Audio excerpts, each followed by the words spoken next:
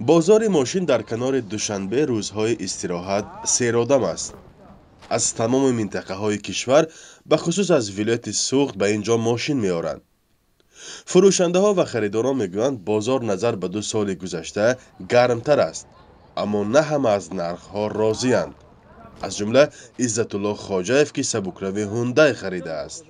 بازار ماشین نرخ کمتر قیمت ما سال اومدیم خب 5-6 هزار فرق میکرد تو 8 هزار ارزون تر بودن.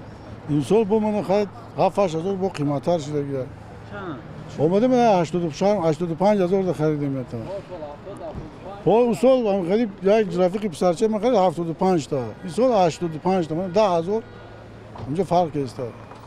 ما اینجا در نزد من امور واسطه نقل سبوکرو در مجموع هست. مقامات تاجیکستان میگویند امسال تاجران به کشور نقلیات بیشتر وارد کردند. در این دوره به جمهوری 21377 عدد واسطه نقلیات سبوکرو وارد شده است به مبلغ 82.2 میلیون دلار که نسبت به همین دوره گذشته 4222 عدد با مبلغ 15,525,000 دلار زیاد است.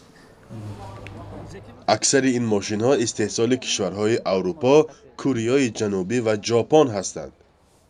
بجز از گران ارزش ها، اکثر ماشین هایی که به تاجیکستان آورده می شوند دست دویمند. یک قسم ماشین ها را بعد وارد کردن در ولایت سوخت تعمیر کرده بعداً وارد بازار می کنند. ما همون رفته سری کانتینری که بازار خریداری کرده واده اینجا میفروشیم تیار کرده. سببش برادر عزیز این که راسته مشکل راه کی رو قیمت شد با من این رنگ و لکو استوهای و کم کم قیمت شد طلبات اکن همین به وای که های مقصد نرخش بالا رفت. بعضی ماشینا میشد مقصد 15,000 17,000 18,000 سوم رسخود میشه خودش. تا اینجا ما میبریم 3 هفته 1 ماه تا سودا شدنش میسه. الکی جه پتری چی میشه؟ مقصد اینجا هم چک پولی های کوارتیر پولی.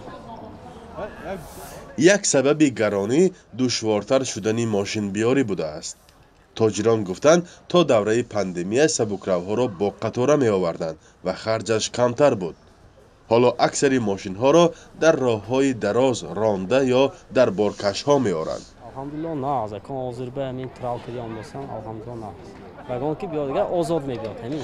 مقامات بارها از افزایش واردات ماشین به کشور ستایش کرده آن را نشان بهبود زندگی مردم نامیدند.